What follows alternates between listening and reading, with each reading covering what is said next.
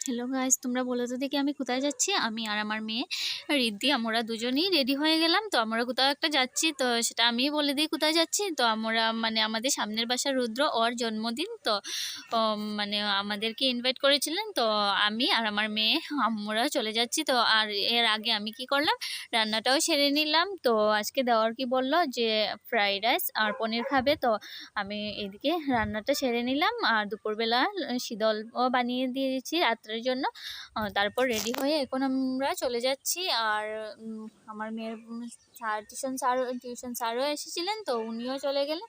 তো তখন এখন প্রায় 9টা বেজে গেল। এখনই যাচ্ছি কারণ স্যারকে তো কিছু বলা যাবে না, তো যার জন্য একটু লেট হয়ে গেল।